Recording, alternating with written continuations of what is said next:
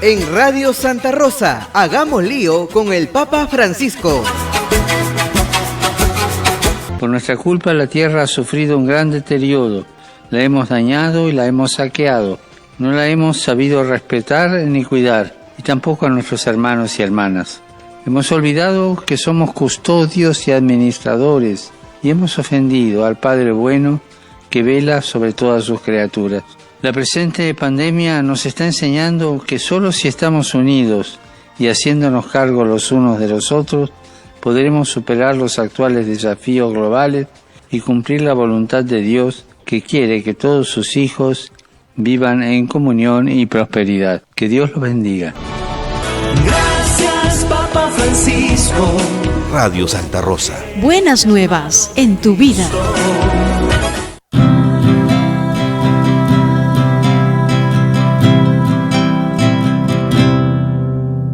Radio Santa Rosa está, la primera radio católica de nuestra comunidad. Radio Santa Rosa, consuelo y paz. Radio Santa Rosa. Para el Perú y el mundo, Santa Rosa. Buenas nuevas en tu vida. Radio Santa Rosa, consuelo y paz. Radio Santa Rosa. La Sociedad Dominica de Medios de Comunicación, Sodomco, presenta A Pensar Más con Rosa María Palacios.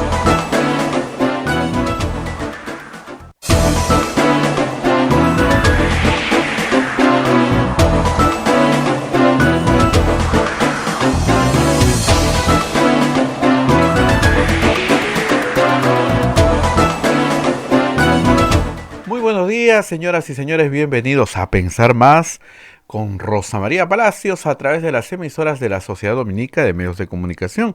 La Sociedad Dominica de Medios de Comunicación está integrada por Radio Santa Rosa en Lima, 1500 kilociclos en la amplitud modulada AM, 105.1 en la frecuencia modulada al sur de nuestra capital.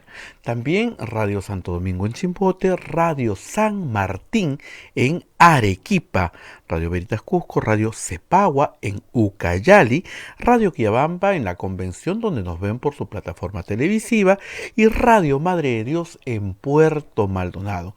Estas son las emisoras dominicas del Perú.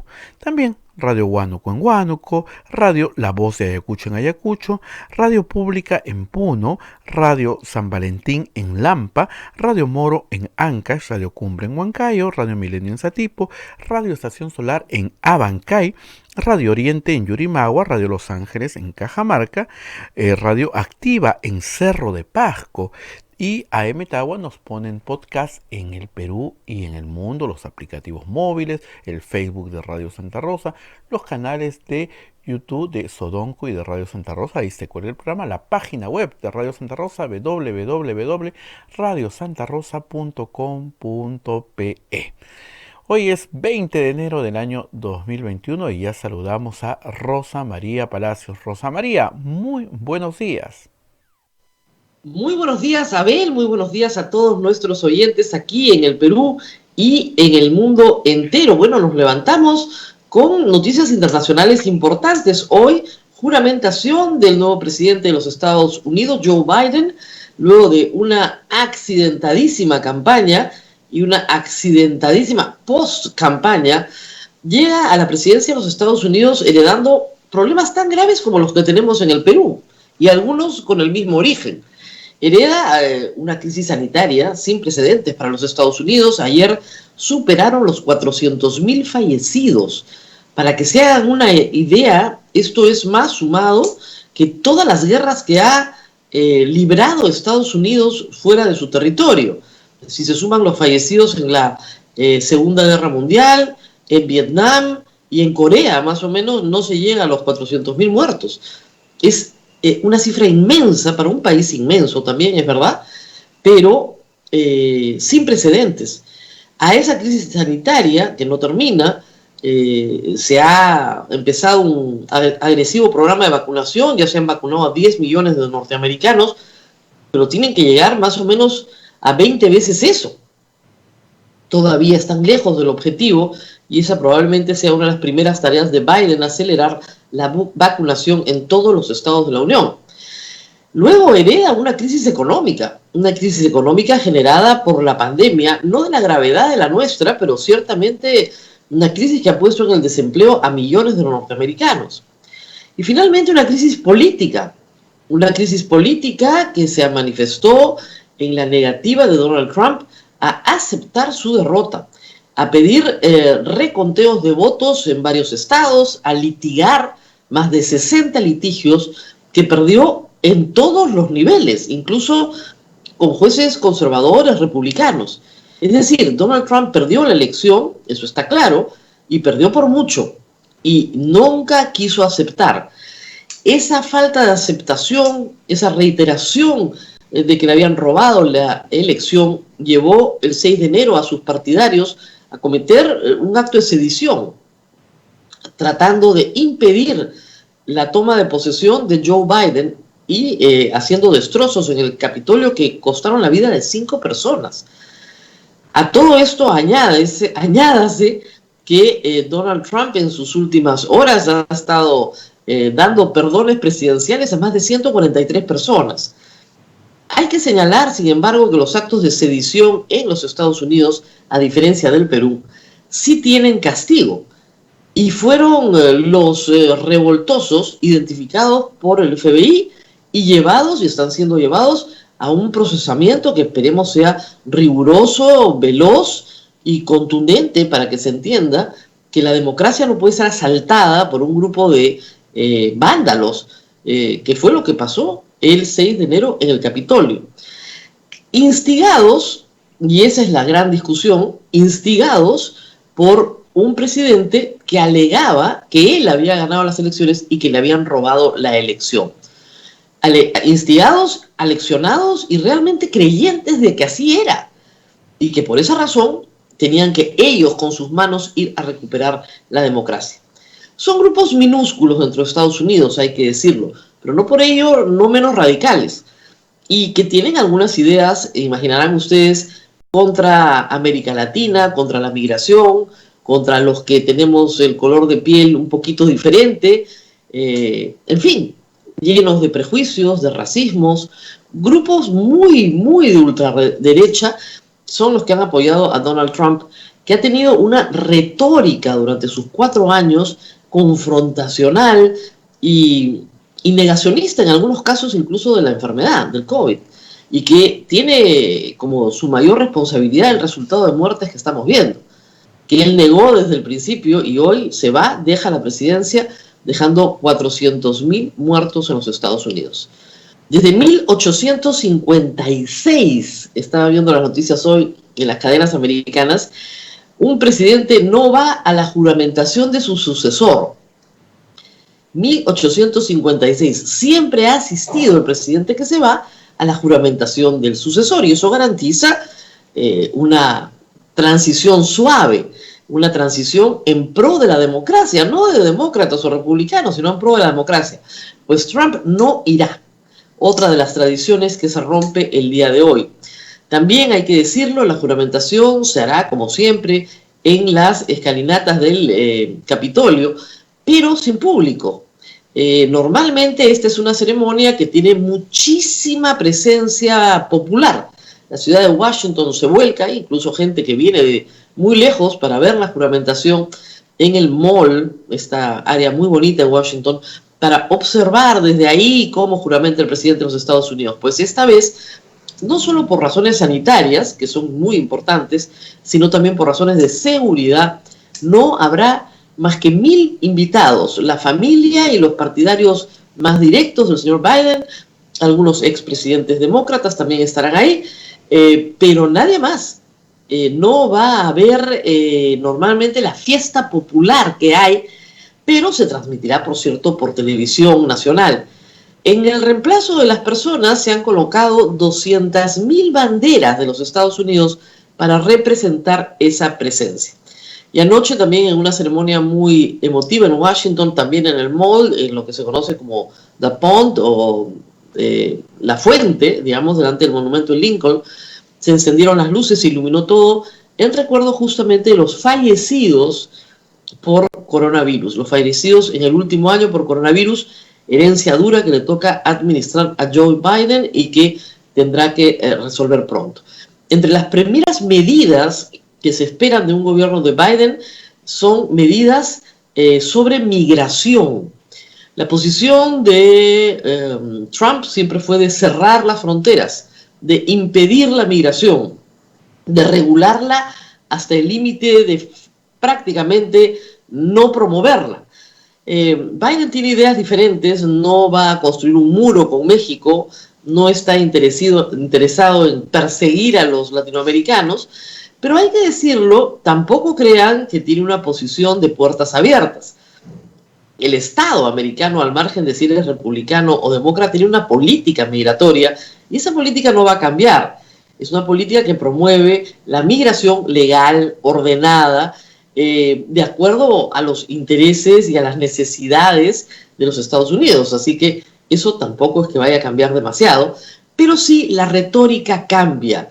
La retórica racista, la retórica del desprecio va a cambiar. Eso sí es importante. Y también creo yo que va a cambiar en materia de derechos humanos el trato a las minorías afroamericanas por parte de la policía en los Estados Unidos. Una policía que no depende del gobierno federal, sino que depende de los estados y en muchos casos de las mismas ciudades, y que tiene profundos problemas a lo largo y ancho de Estados Unidos respecto a su trato a las minorías. Asunto que incendió, digamos, la pradera americana durante todo el verano del hemisferio norte y que movilizó a miles a las calles bajo el lema Black Lives Matter. Obviamente combatidos por Trump, pero arropados por Biden.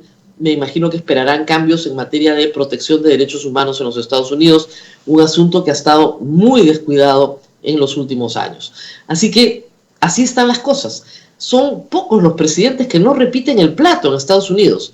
Bush papá no repitió el plato, no repitió el plato Gerald Ford, no repitió el plato Jimmy Carter, Hoover tampoco repitió el plato, pero la mayoría sí hacen sus 8 años. Trump no pudo, no es un buen perdedor, es un muy mal perdedor, ya lo sabemos, y ahora lo que está pendiente en el Congreso es un impeachment que continuará para impedir que Trump sea candidato republicano dentro de 4 años. ¿Por qué? Porque es posible que insista en serlo o que forme un partido independiente para hacerlo, y los actos de sedición del 6 de enero llevan casi a la convicción de que el talante democrático de Trump no existe, y lo que quería imponer sobre los Estados Unidos, aunque parezca increíble, era un gobierno autoritario nacido de la violencia. Eso es inaceptable. Felizmente Estados Unidos, con todos sus problemas, es una democracia fuerte, es una democracia sólida, tiene mejores herramientas que nosotros para responder a un acto de sedición. Nosotros en el Perú tenemos las herramientas legales, pero no hay la voluntad para utilizarlas. Veremos si después del 28 de julio de este año hay las herramientas legales para utilizar y castigar a aquellas personas que atentaron el 9 de noviembre pasado contra la democracia en el Perú. Muy bien, así están las cosas en Estados Unidos. El helicóptero, estoy viéndolo en pantalla, esperando a Donald Trump para abandonar la Casa Blanca. Ahí es Abel cama caliente, o sea, sale uno, entra el otro, el mismo día, y así es. No hay tiempo para más. Y Trump se retira al estado de Florida, donde reside entre Florida y Nueva York, se retira a Florida, que está en mejores condiciones sanitarias que Nueva York, ciertamente, y luego veremos imágenes durante el día, no solo de la juramentación, sino también de la llegada de Biden a la Casa Blanca, que promete varias disposiciones de urgencia en los próximos 10 días. Ha dicho que en los primeros 10 días va a resolver varias bombas, varios problemas que deja la administración Trump, y luego obviamente se hará la evaluación de los primeros 100 días de Biden. La ventaja que tiene Biden sobre sus predecesores es una ventaja que un gobierno demócrata no tiene hace mucho tiempo. Controla la Cámara de Representantes y controla la Cámara de Senadores. al controlar las dos, con mayorías ajustadísimas, pero al controlar las dos, la posibilidad de aprobar legislación para los demócratas crece, y esa posibilidad les permite hacer reformas que en otras circunstancias no hubieran podido hacer, porque cuentan con una oposición republicana muy, muy severa, oposición republicana que nace no del gobierno de Trump, nace ya desde el gobierno de Obama, con el famoso Tea Party y otras organizaciones de ultraderecha que polarizaron el discurso en los Estados Unidos y no llegan a los niveles de Perú, pero acá siempre hablamos del terruqueo. En Estados Unidos, para algunos republicanos, Biden es, aunque usted no lo crea, socialista y comunista. O sea, es prácticamente un terruqueo a la gringa, es lo que ha tenido que sufrir Biden durante toda la campaña, ¿no? Que francamente creo que en Estados Unidos nunca han visto un socialista como para decir que Biden es socialista, ¿no? Sí tiene, por supuesto, las mismas banderas demócratas de redistribución de la riqueza a través de la tributación. Y, por supuesto, creen un Estado más grande, un Estado que participa más de la vida de las personas y que presta servicios sociales a las personas en materia de salud y educación, o justicia, o infraestructura. Entonces, sí, en ese sentido puede parecer que tiene una disposición hacia lo social, en el sentido en que lo entienden los demócratas. Pero claro, en Estados Unidos eso es prácticamente ser comunista. En fin. Muy bien, y por acá, Abel, y por acá por Lima, Perú, estamos nuevamente en la historia del COVID. Los periódicos hoy informan de varios temas en la República sobre la llegada de vacunas y la necesidad de acelerar la llegada, porque la llegada de las vacunas son como la llegada, no sé, la llegada del niño Dios en Navidad. O sea, ya sabemos que van a llegar, el tema es que estamos todos esperando. La información que ponen en portada es la siguiente: el embajador de Perú en China, Luis Quesada Enchaustegui, afirma que se están concluyendo los trámites regulatorios que existen en nuestro país y en Beijing para poder concretar el embarque de la vacuna. Yo entiendo que existan trámites regulatorios en Beijing, pero los de nuestro país, si nosotros somos los interesados en que vengan, por el amor de Dios, ¿qué tanto trámite regulatorio? Somos nosotros los interesados en que vengan. Y también el señor Carlos Neuhaus, que está a cargo de la parte logística de la recepción y distribución de la vacuna, dice que el trabajo logístico se está realizando con una ONG que se llama Soluciones Empresariales contra la Pobreza, que ha apoyado durante la pandemia a las autoridades de salud con oxígeno y ventiladores. Qué bueno que el Estado comience a aceptar ayuda del sector privado, que la tiene y en suficiencia para realmente poder combatir los estragos de la pandemia. Y tenemos también malas noticias en materia de camas, ¿no? El comercio nos pone de nuevo, igual que ayer, en el tema de las camas UCI. Uso de camas UCI supera los récords en 12 regiones. ¿A qué récord se refiere? Al récord de uso de camas UCI que tuvimos en el pico más alto en julio pasado. Agosto pasado tenía 1.553 personas en camas UCI. Hay hoy 1.709. Quedan muy pocas camas UCI. Algunas regiones ya no tienen, ni Tumbes, ni Ucayali, ni Lambayeque. Lima, Ancash, Arequipa, Cusco y Huánuco están al 95%. ¿Hay que tener más camas UCI? Sí, por supuesto que hay que tener más camas UCI, pero el problema no es ese. El problema es que no hay médicos intensivistas para poder atender a una mayor población de pacientes. ¿Cómo se resuelve eso? El Colegio Médico ya nos lo ha explicado varias veces. No entiendo por qué la ministra no los quiere contratar. O sea, se están dando alternativas de contratación que, claro, después temen que se insista en que se vuelvan permanentes, que se les pague más, etcétera. Pero, miren, es una situación desesperada. Y las soluciones están. El Colegio Médico, en primer lugar, ha señalado que se puede entrenar en periodos muy cortos de tiempo a médicos de otras especialidades que no son intensivistas, pero sí son neumólogos, cardiólogos, neurólogos, que pueden entrar a UCI y hacer el trabajo junto con los intensivistas. Finalmente, es entrenamiento bajo la supervisión de un intensivista o bajo la supervisión de un médico intensivista que no puede ir al hospital porque tiene más de 60 años, pero que puede dirigir la operación desde una tablet, ¿no es cierto? Y desde reuniones de Zoom con los médicos para supervisar las historias médicas de todos sus pacientes y de esa manera afinar los tratamientos. Pero esto se puede hacer si hay voluntad. El problema es que muchas veces no hay la voluntad y nos enredamos en una burocracia complejísima a veces de entender para no sacar las cosas adelante. Reitero, o sea, se están demorando las vacunas por trámites regulatorios. Yo entiendo que no podamos hacer nada contra los trámites regulatorios en China, pero sí podemos hacer algo sobre nuestros trámites regulatorios. Es absurdo que un país esté desesperado por recibir vacunación y tengamos trámites regulatorios que no permitan la velocidad que se necesita. Las vacunas no se necesitaban para mañana, se necesitaban hace un mes.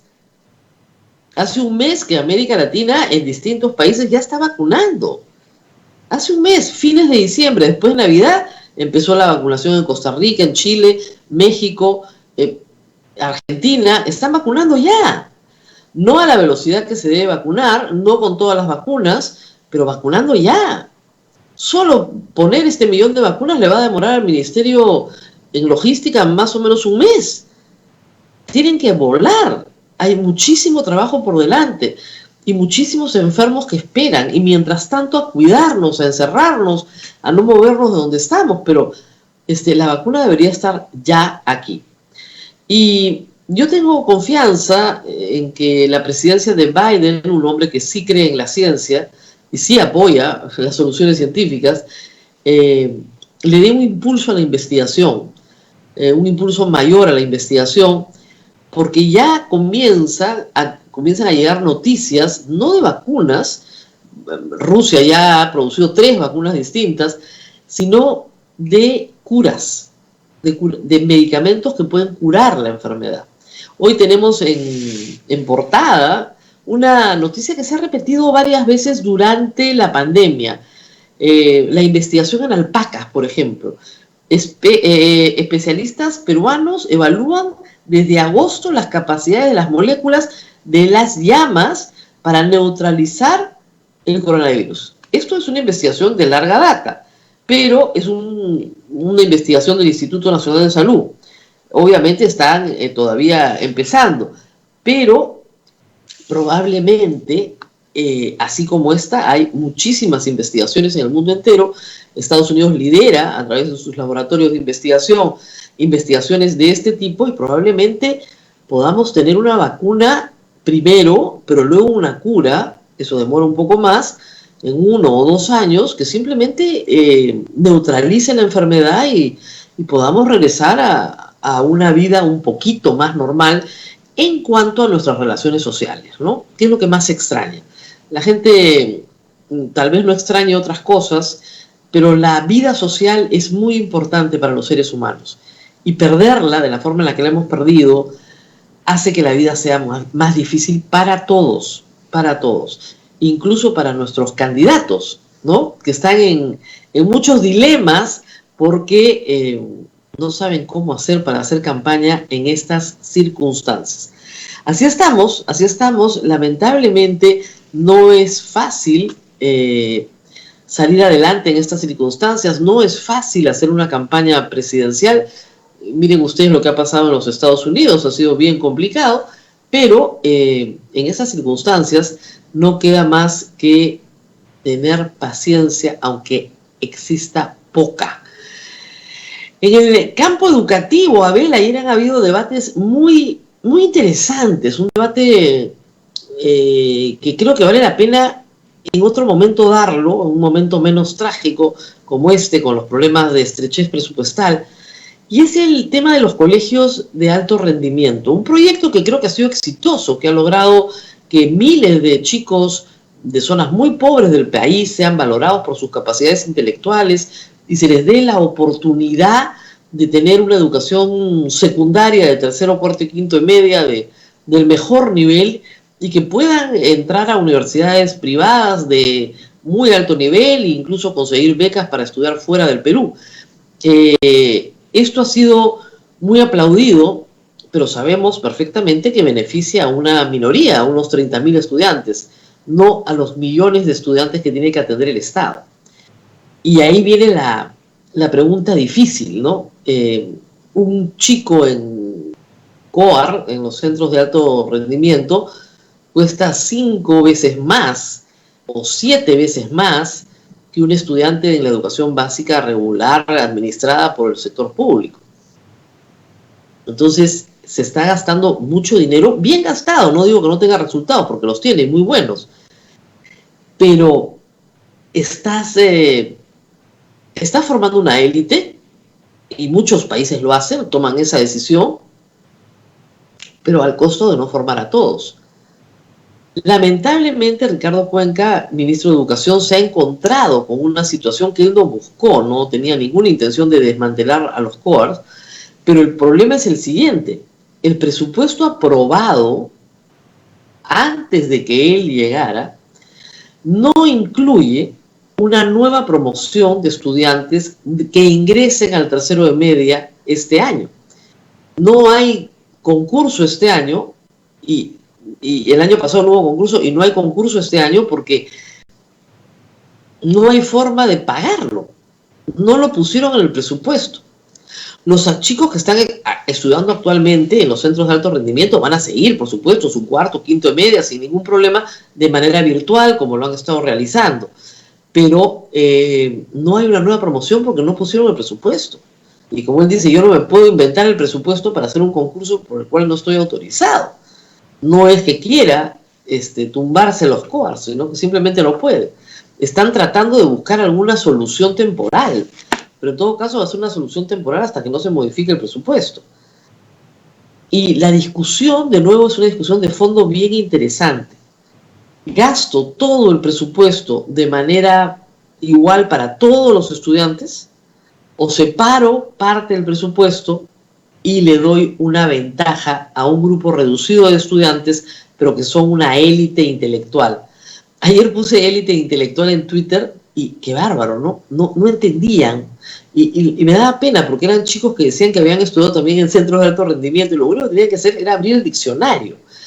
Cuando yo digo, por ejemplo, en las Fuerzas Armadas, un comando de élite, me refiero a un comando que es un grupo chico, un comando muy especializado, altamente tecnificado, más allá de lo que son sus pares, ¿no es cierto? Por encima de los demás. Eso es lo que quiere decir élite. Entonces lo que tú buscas es cuáles son los alumnos con mejor rendimiento escolar. Tienes que tener encima de promedio 14. Y sobre esos alumnos haces un concurso. Entonces, realmente lo que se mide es el mérito en el rendimiento. Y claro, el chico que no tiene promedio 14 se queda sumergido en la pobreza, en un colegio de mala calidad, con pocas oportunidades. Y uno se comienza a preguntar si estamos haciendo las cosas bien o no. Lo lógico sería que todos los chicos peruanos tengan la oportunidad de que su educación secundaria sea del nivel de un COAR. El problema es que no hay plata para hacer eso. Eso es el problema. Plantea el esquema preguntas éticas complejas. ¿Qué hago con los que no tienen promedio 14? Y no tengo plata para mejorarles la calidad de la educación.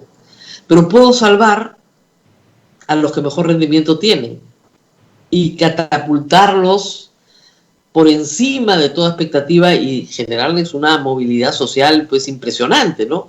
Que sin el programa sería imposible. Quiero decir que yo simpatizo mucho con el programa y creo que tiene muy buenos resultados en 10 años de operación.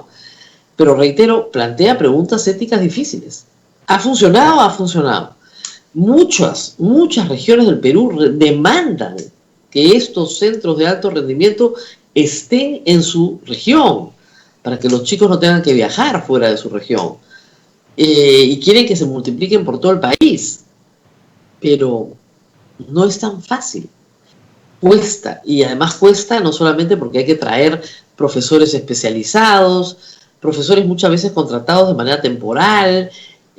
Hay complicaciones de base bien complejas, pero reitero, los resultados son estupendos, eso sí, no lo dudo, y los que han participado en el programa, hoy exalumnos ya por el mundo entero, tienen una buena carrera profesional y han sentido en sus vidas un enorme beneficio y una enorme ventaja por haber participado en el programa, pero marca un problema complejo, eso sí.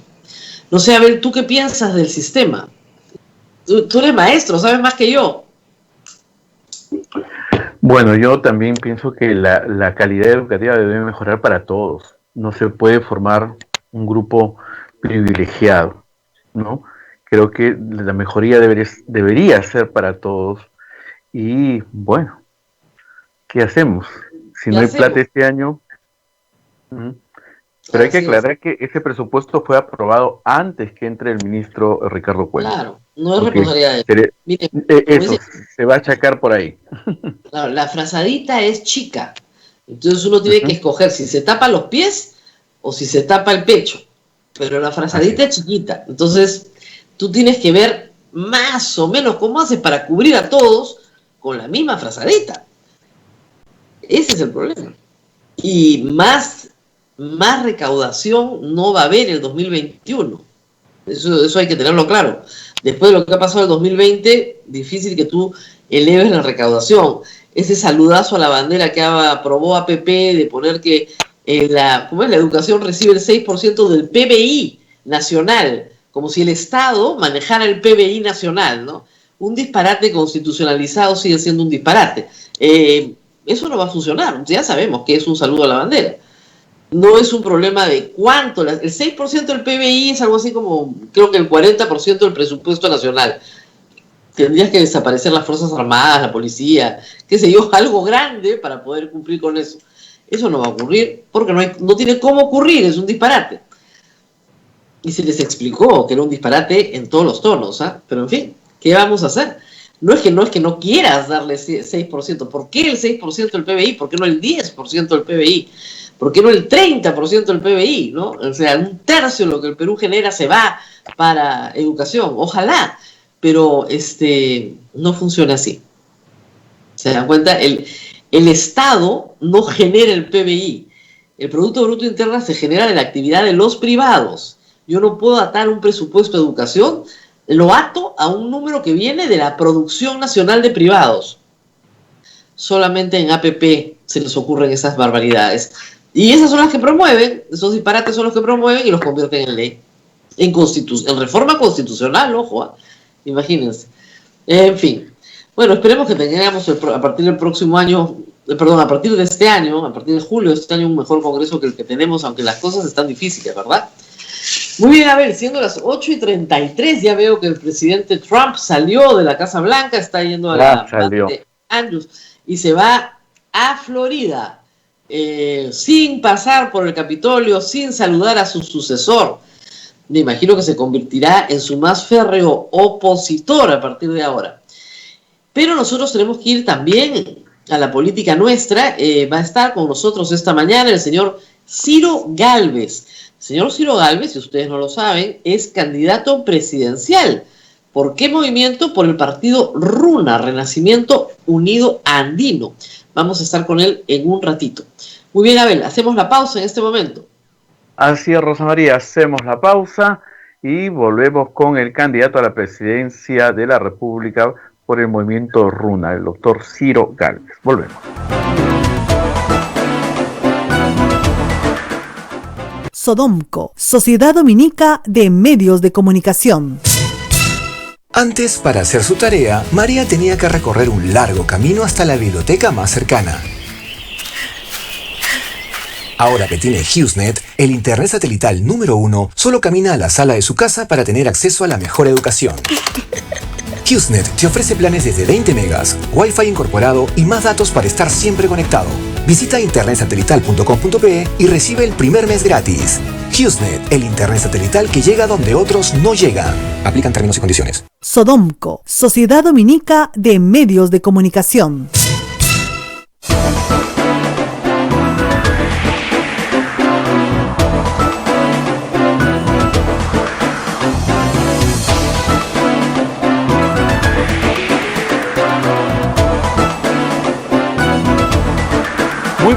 Continuamos con A Pensar Más a través de las emisoras de la Sociedad Dominica de Medios de Comunicación.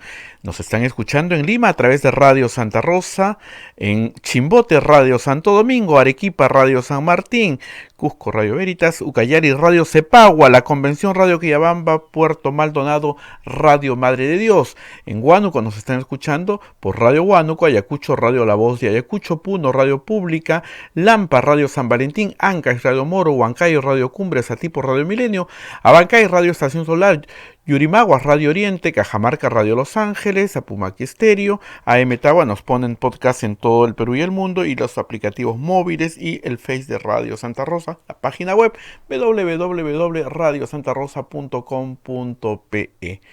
Bien, a esta hora ya está Rosa María Palacios con el doctor Ciro Gálvez, quien es candidato a la presidencia de la República por el movimiento Runa. Rosa María, adelante. Muy bien, efectivamente estamos con el doctor Ciro Gálvez, un veterano ya en estas lides, así que muchas gracias por estar con nosotros esta mañana. Gracias por participar en A Pensar Más. Señor Gálvez, yo quería empezar preguntándole cuál es su experiencia política, porque usted no es la primera vez que postula un cargo público. Cuéntele un poco al público para que lo conozca mejor. ¿Cuál es su experiencia política en el Perú? Rosa María, antes que nada, gracias por la entrevista y también por lo de veterano, porque hay que entender que los veteranos, si tenemos vitalidad y nos mantenemos bien, tenemos eso, la fortaleza física y la fortaleza de la experiencia. Eso es muy importante, porque muchos piensan que los jóvenes, porque es joven, porque es simpático, porque esto no es un concurso de belleza. Se trata de elegir la mejor opción para un país.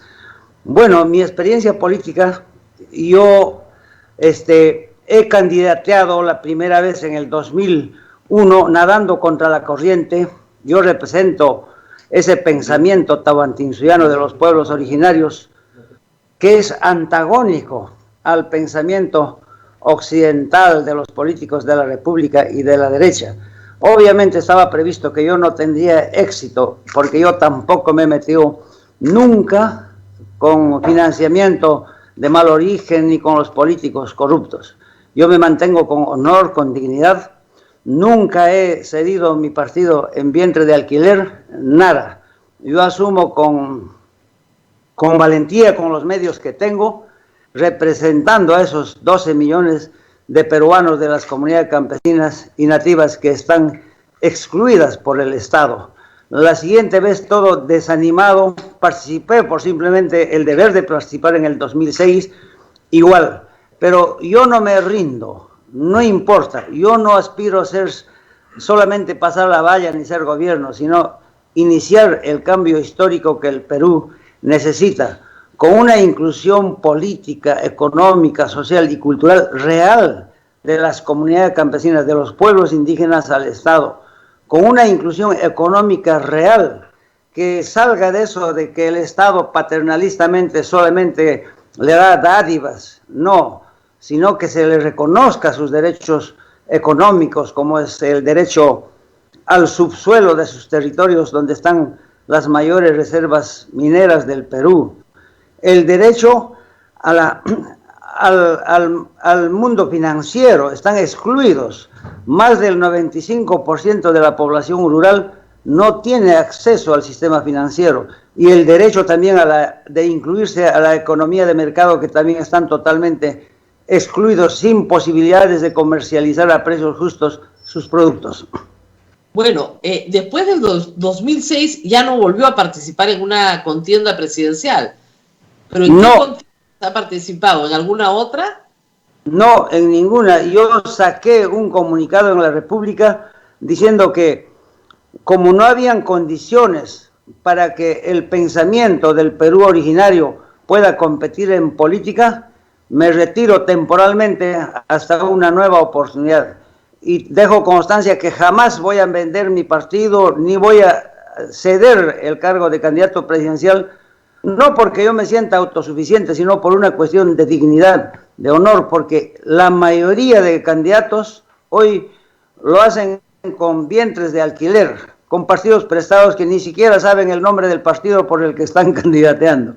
Señor Gálvez, usted dice, mi partido no lo voy a vender, como si fuera su propiedad. ¿Usted siente que su partido es su propiedad? Es mía y de todos los seguidores, que te digo, leales, demócratas, sinceros, honestos. Es mi partido y es de todos los seguidores, ¿no? Pero quien tiene, digamos, o influye, digamos, en las decisiones del partido es generalmente el presidente. Eso no quiere decir que sea un caudillo, ¿no? Sino que la gente crea en lo que uno dice.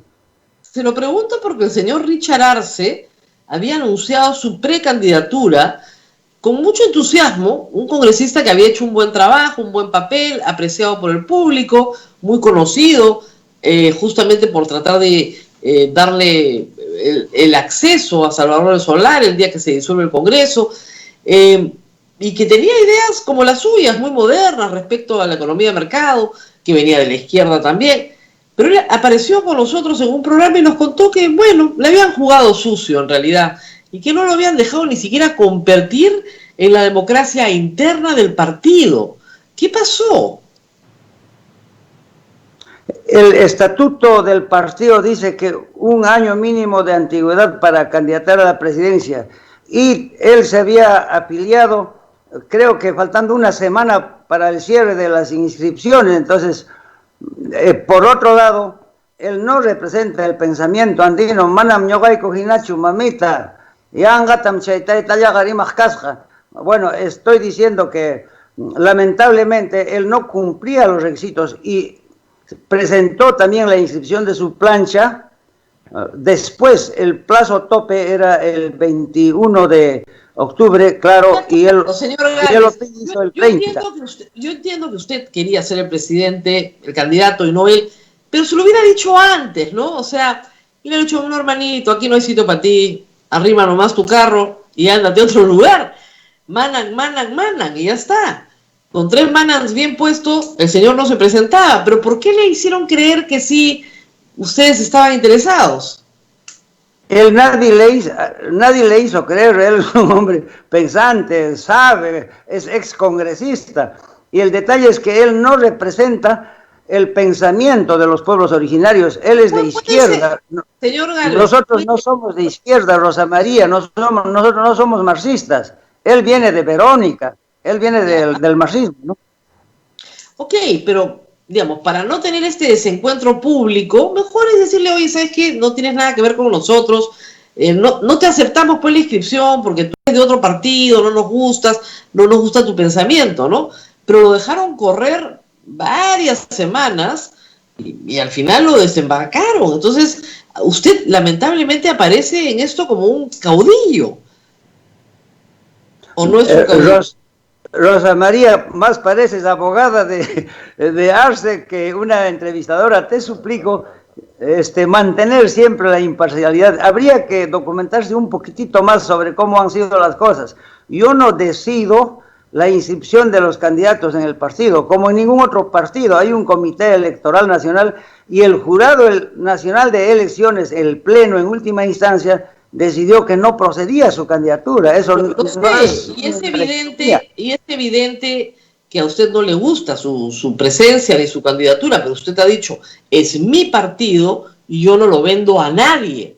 Entonces, es su propiedad, pues. Entonces, usted es un caudillo.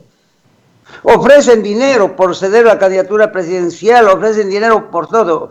Y de repente tú estás viendo con ojos occidentales, acostumbrada a tratar todos los temas del Perú oficial, de Lima, de las ciudades, pero Rosita, con todo el cariño y respeto te digo, el Perú tiene 2 facetas. Hay una faceta del Perú, que te digo, originario, que lamentablemente es poco conocida en la política oficial.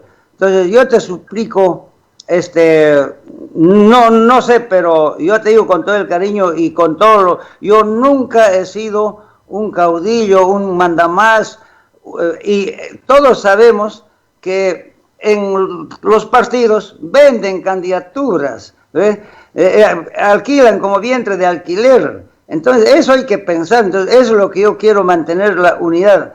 El señor Richard Arce no conoce nuestra ideología. Él es izquierdista, marxista, comunista. Entonces, son ideologías diferentes a la ideología tahuantinsuyiana que yo sigo. Había incompatibilidad entre él y lo que nosotros pensamos. Eso, no han debido ni siquiera dejarlo inscribirse si es tan incompatible, pero, digamos, ¿él les ofreció dinero? Lo que usted estaba diciéndome, ¿les ofreció dinero por su candidatura?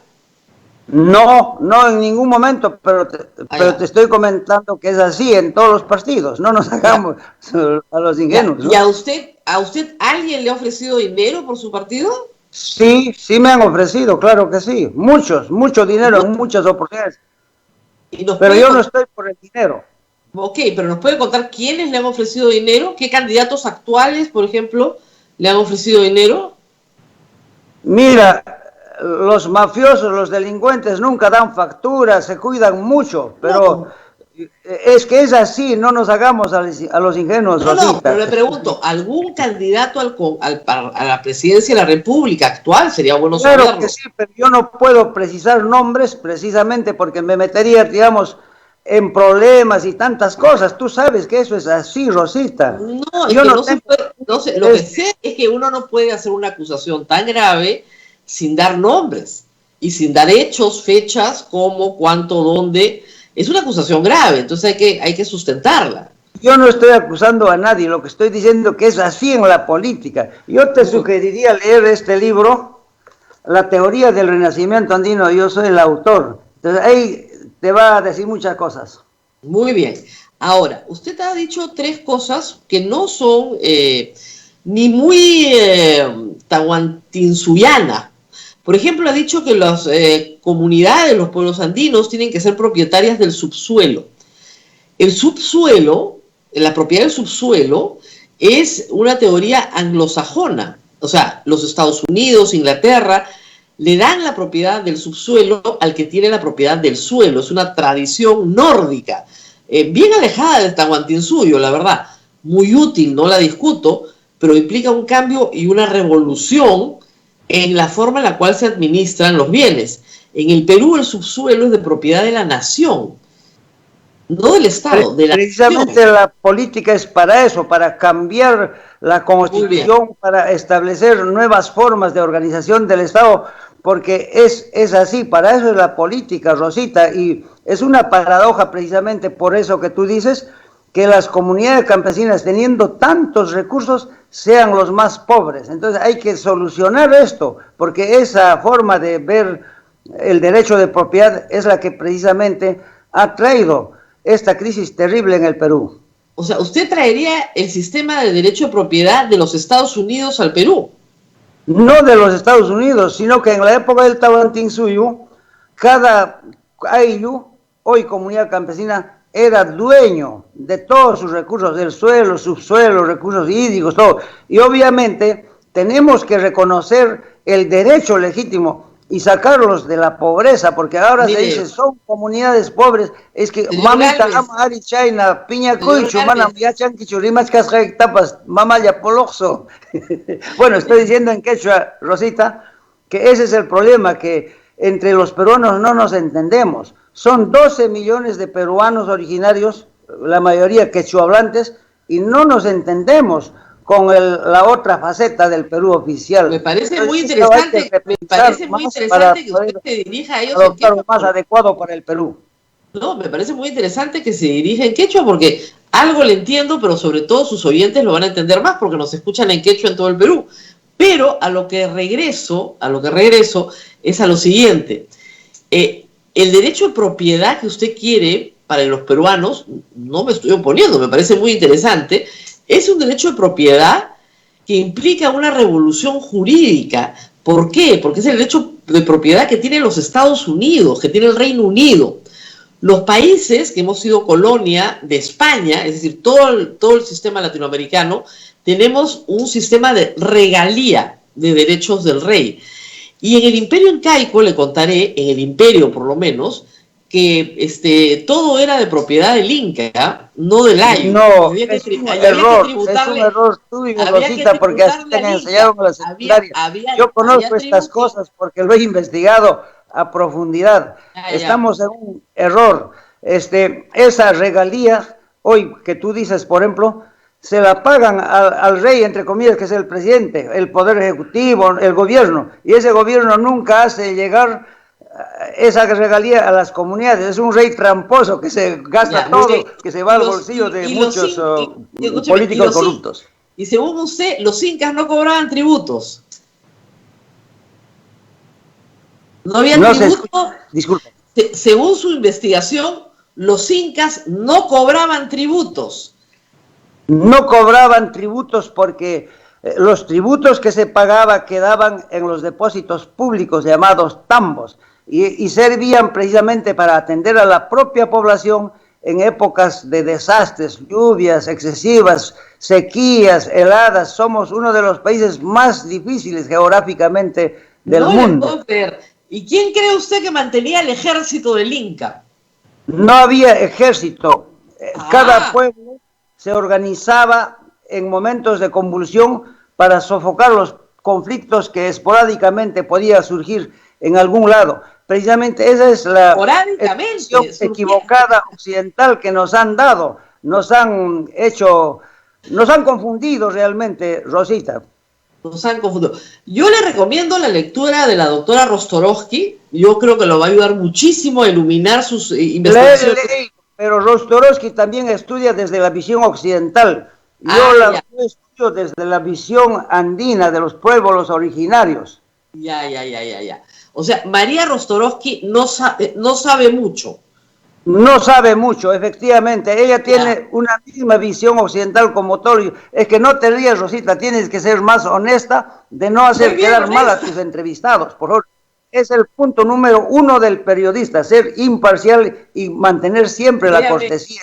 Te suplico, Rosita. Yo mantengo la cortesía con María Rostorovsky, es una gran autora y ha investigado muchísimo. La conozco, merece mucho respeto, claro que sí, como tantos otros, pero tienen una visión occidental. Yo tengo una visión andina, indígena, chayna, mamita, ama, piñacoichu. Mire, no me jale la lengua, muy bien. Ahora, mamita, yo sé que tú eres buena, sino que tienes una formación occidental y eso no es malo. Yo tengo una formación indígena, andina, no es malo tampoco, entonces tenemos que respetarnos mutuamente, ¿no? Muy bien, economía de mercado, ha dicho usted. ¿Cómo?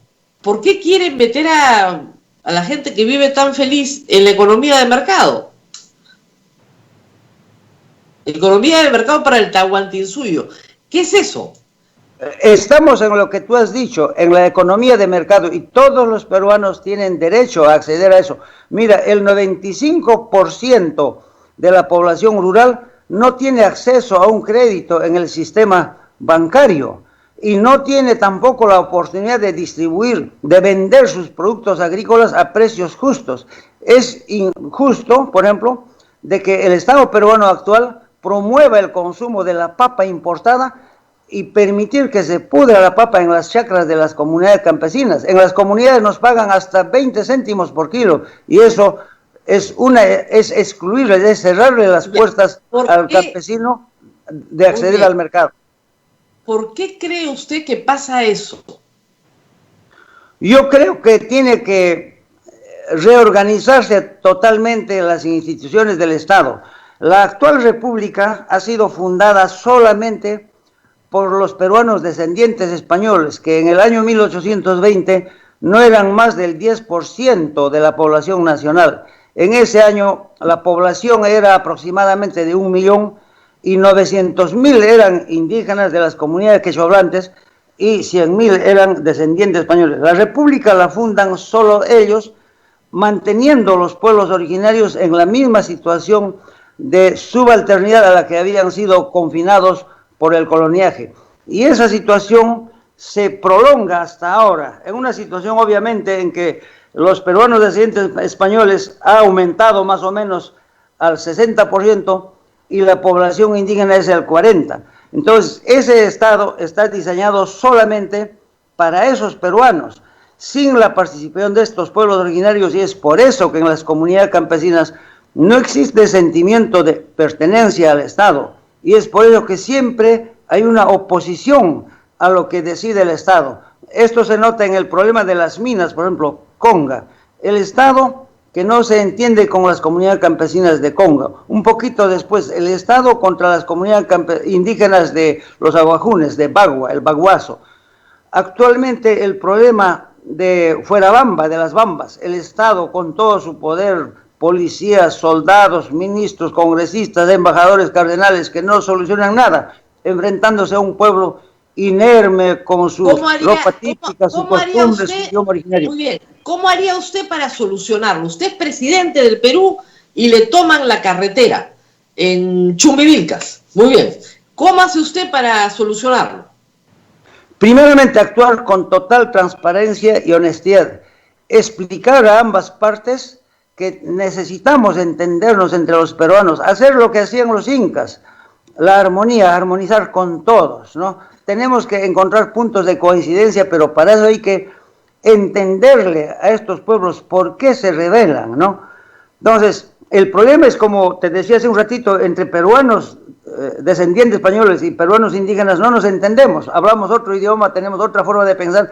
Entonces, eso como primer punto. Y segundo, reconocerle a los pueblos originarios lo que les quitó el coloniaje, su derecho a estar representados en los poderes del Estado. Muy bien, pero señor Ciro Gálvez, ¿qué haría usted para resolver ese conflicto social? No me ha dicho, aparte de conversar con las partes, que es lo mismo que se hace ahora, armonizar. Eso, pero déjame explicarte. Hacer que el Estado lo perciban los pueblos originarios como suyo.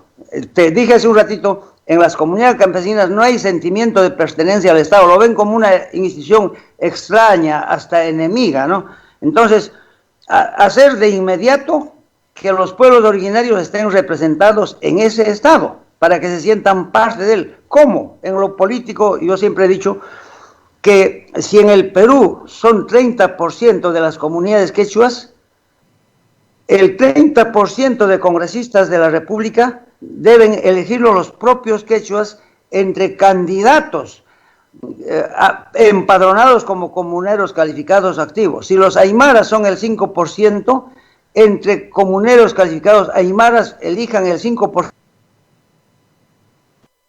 Entonces, esa sería la auténtica democracia. Entendiendo que obviamente ellos ya no van a luchar contra ese Estado extraño, sino lo van a fortalecer porque son parte de él. Y en lo económico, igual, si se les reconoce ese derecho al subsuelo, es obvio que ellos tienen que trabajarlo óptimamente, obviamente, pagando los impuestos al Estado, cumpliendo, participando para que ese Estado del cual forman ya parte, cumpla sus obligaciones financieras ante el FMI, ante el Banco Mundial y ante tanto organismo internacional. Señor Ciro Gálvez, cuando el subsuelo es de propiedad del propietario del suelo, el Estado no recibe nada. Solo lo recibe el propietario del suelo. Pero tú estás diciendo hace un ratito que en propio Estados Unidos y en el derecho anglosajón es así, entonces ¿por qué no aplicar aquí? Ojo, no, yo estoy de acuerdo con yo usted, creo que tú estás pensando en retroceder al Tahuantinsuyo. Eso es imposible. Estamos viviendo en el mundo globalizado en el que hay que adaptar las leyes a la realidad. Nosotros, por ejemplo, no nos oponemos como los izquierdistas marxistas, oponerse a todo, generar conflictos, para que de esos conflictos, según la teoría de la tesis, antítesis y la síntesis que ellos predican, del conflicto surgen nuevas soluciones. Nosotros no, nosotros como los incas, te repito, practicamos la armonía, encontrar puntos de coincidencia, y si hay que actualizar la ley, la constitución a la actualidad, pues hay que hacerlo por el bienestar del peruano. Yo creo que no es bueno que estén en esa eterna pelea los de la derecha y la izquierda. Ya no, Rosita, los peruanos tenemos que ponernos de acuerdo y nosotros, te repito, ya somos eso, es una nueva generación, un nuevo pensamiento tahuantinsuyano adaptada al mundo globalizado actual. En su experiencia política en estos años que ha estado lejos de las candidaturas, ¿ha podido intervenir en algún conflicto social para mediar, para tratar de que las personas se pongan de acuerdo, para lograr un entendimiento? ¿Ha tenido alguna experiencia conciliando? No, porque el Estado nunca me ha dado esa oportunidad. Hay una desinformación acerca de mi persona. Es más, si yo podía participar y sé que puedo solucionarlo fácilmente estos conflictos, pero siempre que uno tenga manejo, por lo menos, de algo, de alguna institución del Estado, así. Y te digo, yo no estoy buscando dinero, yo no estoy candidateando porque quiera tener N cosas, no. Una persona a mi edad no está buscando eso. A mi edad buscamos servir a la sociedad. Es obvio que ocupar un cargo importante te reconoce honores, aplausos, eso es bonito para cualquier persona. Pero aparte de eso, habemos gente que a nuestra edad ya estamos pensando en hacer bien al prójimo y no otra cosa. No me refiero a haber estado ocupando una posición en el Estado, me refiero a que los propios comuneros lo hayan buscado a usted como su representante, como una persona que los puede ayudar a entenderse sí, con claro, el Estado. Claro que sí, yo estoy muy conectado a las comunidades campesinas y yo me siento precisamente fortalecido y veo la situación triste de confinamiento, de exclusión en la que viven, y es por eso que le llamo, hermanos, a las comunidades campesinas, hermanos míos, no es justo que estemos en esta situación durante 500 años. Ya esta es la propuesta política precisamente para concluir ese conflicto eterno entre el Estado y las comunidades campesinas. A propósito, Rosita, en el Perú el problema no es solamente socioeconómico entre ricos y pobres, es el problema étnico de diversas culturas originarias contra el Estado y que entre ellas tampoco se entienden porque el Estado no ha encontrado la fórmula de cómo unirlas en torno a un sentimiento nacional consolidado entre todos los peruanos, como habría dicho José María Arguedas, entre los peruanos de todas las sangres, que todos empujemos el carro para el bienestar de todos los peruanos, de todos, no solamente de los originarios, sino de todos los migrantes, de todos los confines del mundo que hayan concluido en este país maravilloso. Es que la verdad, señor Gálvez, si vamos a hablar del aspecto étnico, usted es blanco y usted se apellida Claro Gálvez. que sí.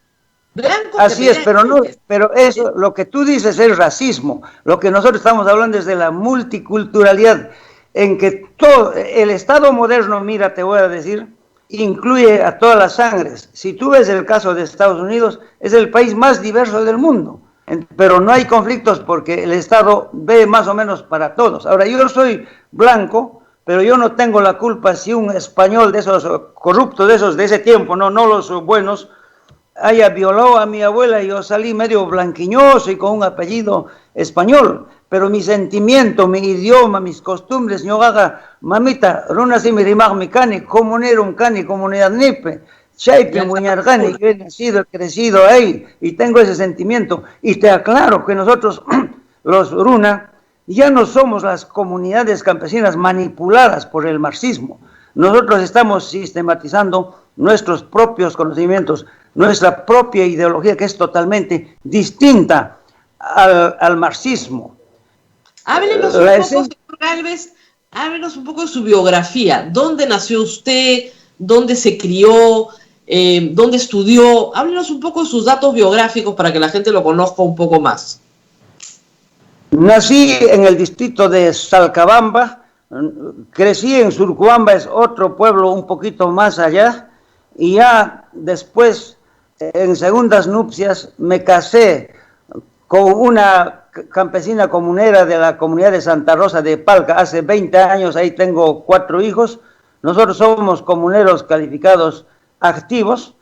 Estudié la primaria en la escuela fiscal de Surcuamba, número 527, la secundaria en la Gran Unidad Escolar Santa Isabel de Huancayo y la universidad en San Marcos. Los primeros años que llegué a Lima fue muy difícil, trabajé en varios trabajos menores como lavaplatos, a veces no había dónde dormir ni comer, dormí alguna vez en un parque, y estando en eso encuentro trabajo en una notaría como conserje.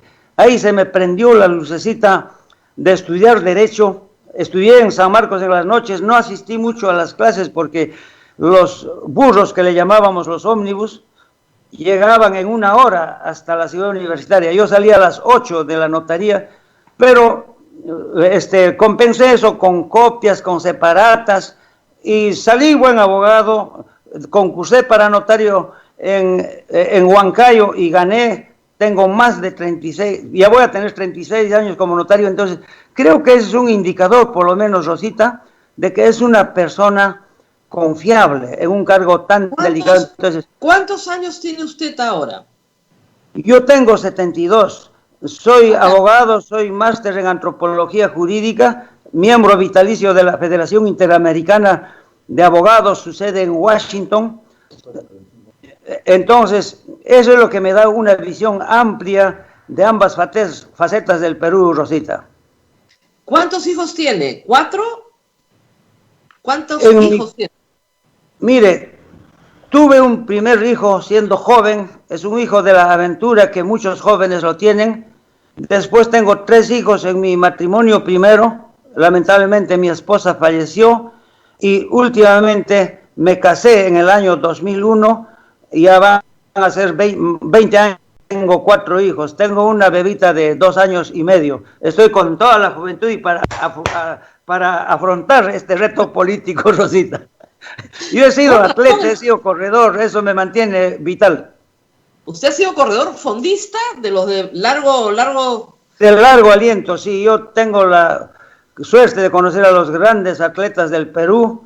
No he llegado a ser un atleta calificado porque eso necesita dedicación exclusiva, pero sí fomenté mucho el deporte. Yo soy quien organizó, promocionó, apoyó, financió inicialmente las grandes carreras de chasquis en el Perú, de Cajamarca al Cusco, la primera en el año 1988, la segunda de Ayacucho a Lima, creo que fue en el año 2000 y la tercera de Huancayo a Lima. Ahí tuve la suerte de correr con los atletas Juan José Castillo, Miguel Malqui, Constantino León, y soy el primer atleta que cruzó Ticlio corriendo. Y puedo repetir esa proeza porque estamos con todas las agallas. Tranquilo, que ya los años pasan. Rosita, me alegra verte, alegre. Te ves linda cuando estás sonriente, sinceramente, te felicito. Muchas gracias. Bueno, entonces, de la notaría a la política, ¿por qué? Usted estaba contento, usted estaba ya logrado, como dicen. Claro, tiene una hija chiquita, ¿no? Pero ¿para qué salir adelante con una... Claro, logrado económicamente, pero la vida no es solo la economía, Rosy. Mira, te pregunto, ¿será ético, será correcto permanecer indiferente ante tanto caos, ante tanta desgracia, ante tanta corrupción en el país? Yo creo que tenemos la obligación todos de hacer algo por el país y eso es lo que yo hago. Yo como notario, con la experiencia que tengo, puedo vivir tranquilo, como tú dices, pero no, eso es toda la vida, Rosita. Hay que luchar por el país.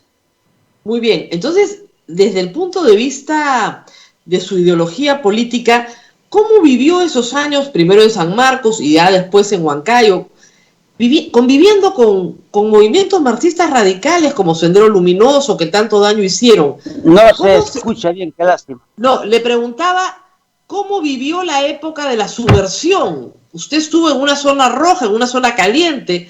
¿Cómo vivió esos años y cómo respondió a la subversión desde su lugar? Estuve en Huancayo, ya yo tenía en esos tiempos 36 años, ¿no? Mantenerse con bastante cautela, con bastante prudencia, y yo creo que cuando uno es transparente, es sencillo, es tratable con todos, uno no tiene cargos de conciencia, no tiene miedo de que a algún lado te va a caer un tiro, y eran épocas muy difíciles, muy difíciles, han muerto muchos amigos, parientes, paisanos, ese dolor lo tenemos marcado para siempre, pero precisamente para evitar esas cosas es que tenemos que entrar a la política y buscar estabilidad y bienestar para el país por el camino de la paz y la democracia. Yo soy también artista, tengo bastantes obras de arte que precisamente cantan el dolor que hemos sufrido en esa época, cantan la pobreza de los peruanos originarios, transmiten valores, transmiten mensajes de identidad, de paz, para que el Perú no caiga nuevamente en esas situaciones. Entonces, entra a YouTube, Rosita, puedes ver, por ejemplo, Entre dos fuegos, es un tema que estremece.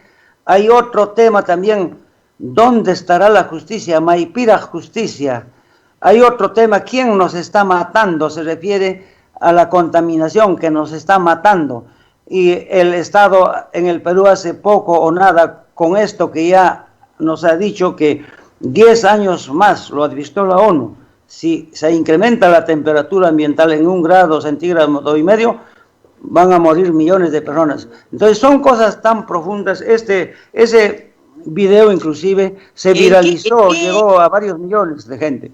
Escúcheme, ¿y en qué estilo canta? ¿Canta en quechua, pero música folclórica o bolero? ¿Cuál es su preferencia? ¿Qué tipo de música canta? Obviamente es música andina, género huaynos, y yo lo canto en quechua originariamente porque expresa el sentimiento quechua, pero después lo he cantado en español.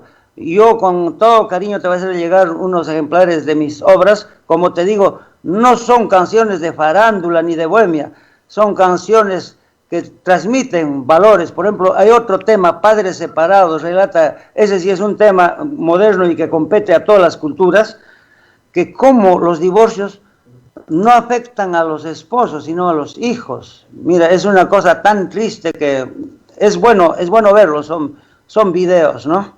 Hablando de estos temas sociales, ¿qué piensa usted del matrimonio entre personas del mismo sexo? ¿A favor o en contra?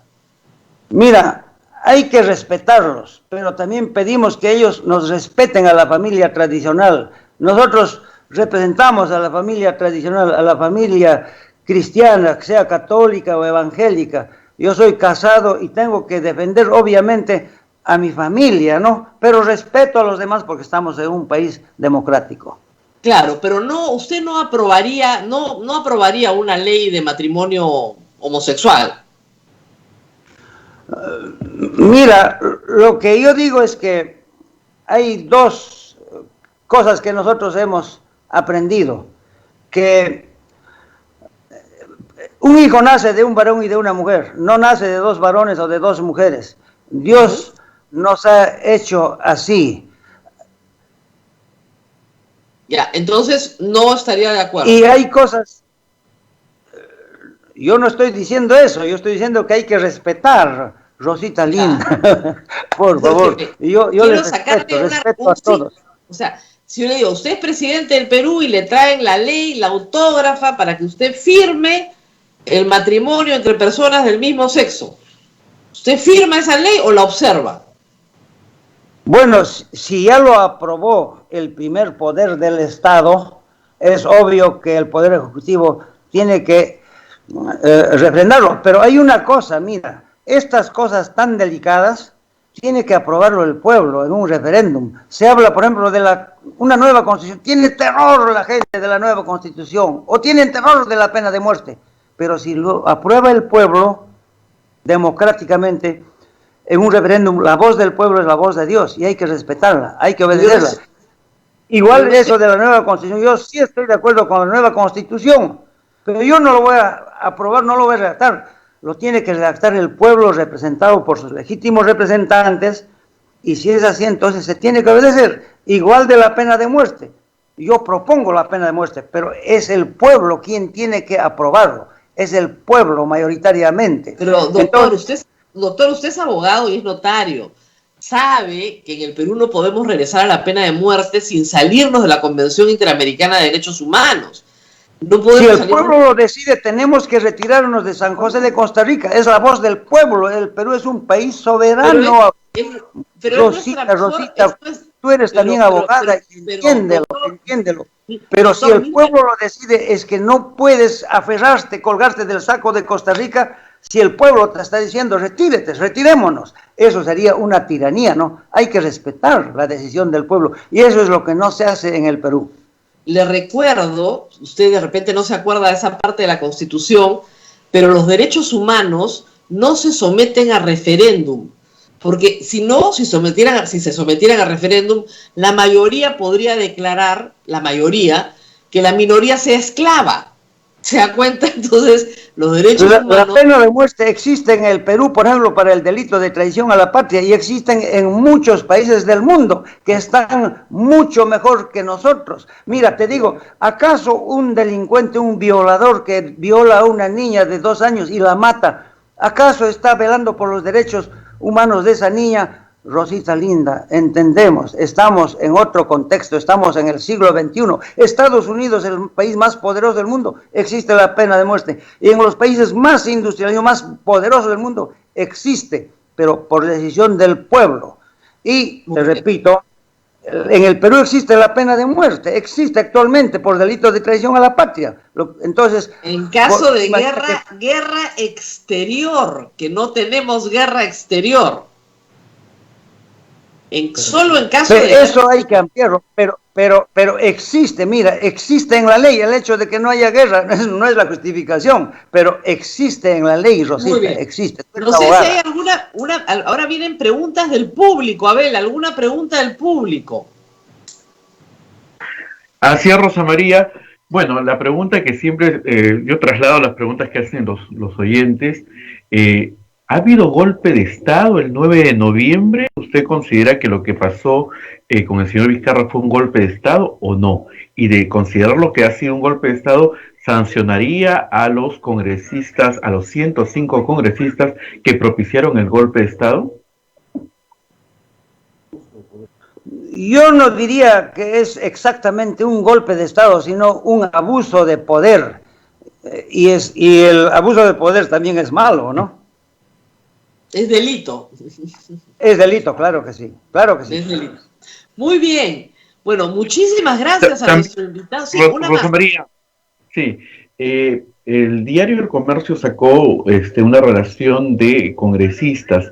¿Cómo ha sido el filtro en su partido? Porque hay 5 congresistas que nos mencionan de su partido que tienen algunos cuestionamientos.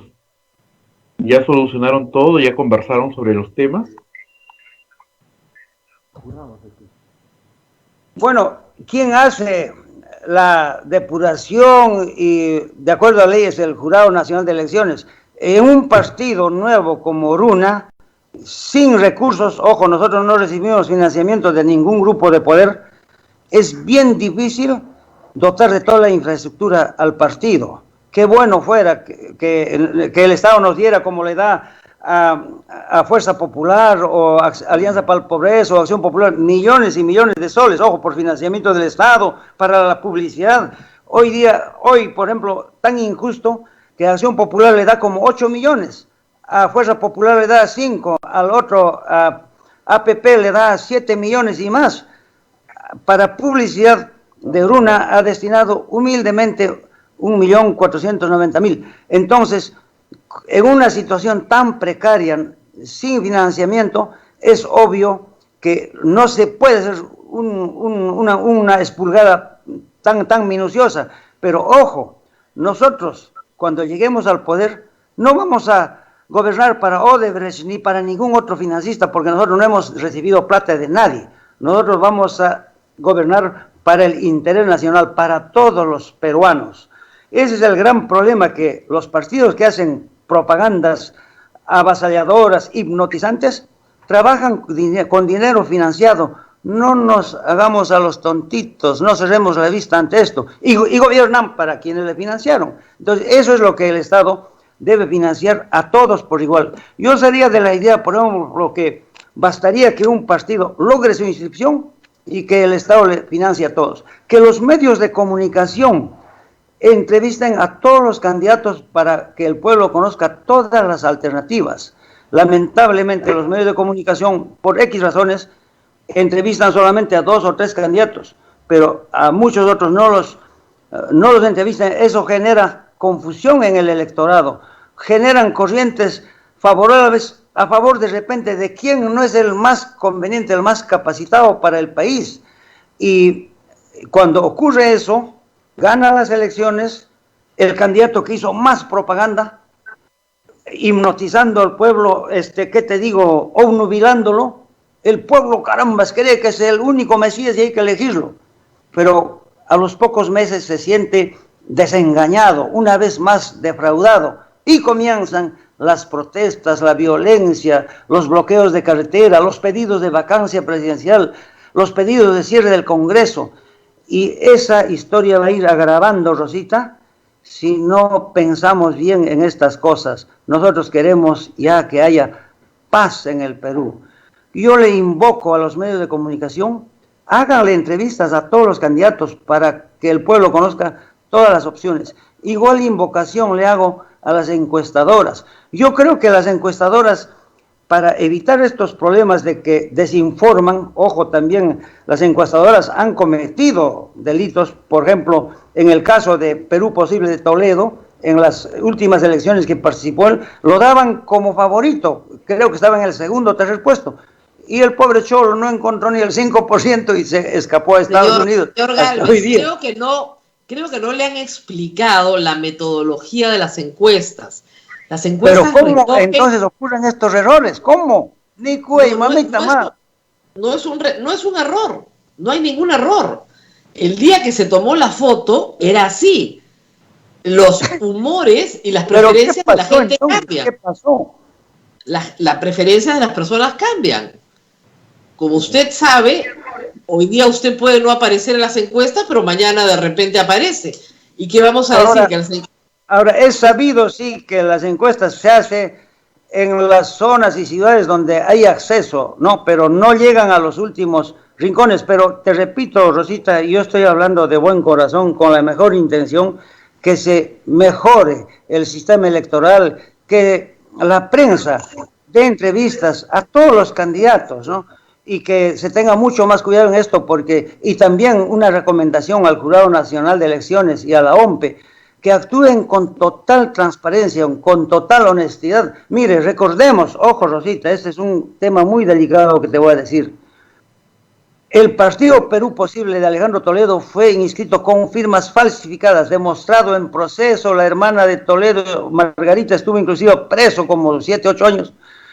Y nos ha gobernado un presidente con firmas falsificadas, nos ha engañado a todo el Perú. Ahora, Dios no quiera, ojo, no sé exactamente cuál es el caso del partido actual Podemos y su candidato Urresti, corremos el gravísimo riesgo de que se repita eso. Entonces, para evitar eso, el jurado y la OMPE tienen que ser totalmente transparentes, oportunos, porque cuando el electorado pierda la confianza de estas instituciones, como ya la perdió respecto a otras instituciones del Estado, se habrá acabado el camino de la democracia, de la libertad, de la paz, porque ¿cuáles son las formas de acceder al poder?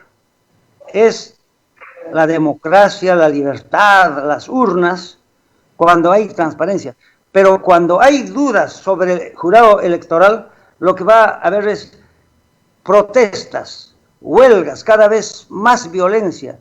Y de eso se aprovechan los grupos extremistas, infiltran y crean más caos. Entonces mira cuán importante es la transparencia, la honestidad.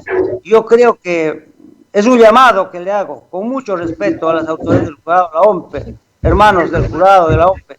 De ustedes depende fortalecer la democracia, la paz, la libertad, el respeto al prójimo, la confianza ante las autoridades. Muy bien, ahora sí nos tenemos que despedir. Le agradezco mucho al señor Ciro Gálvez, candidato presidencial del partido Renacimiento Andino, RUNA. Renacimiento Unido es ahora. Renacimiento Unido, siempre decía Andino. Renacimiento Unido Nacional, RUNA. Gracias por RUNA significa persona humana, pueblo, gente. Muy bien, muchas gracias. Rosita, te agradezco infinitamente por la entrevista y te voy a hacer llegar el libro y mis creaciones artísticas, pero no llores porque algunas son muy tristes. Muy bien, muchísimas gracias. Muchísimas gracias por estar con nosotros. Nos tenemos que despedir, Abel. Conmigo será... Así es, Rosa María. Así es, nos despedimos, Rosa María, y los invitamos a mañana una nueva edición de A Pensar Más con Rosa María Palacios. Cuídense mucho. Chao, chao.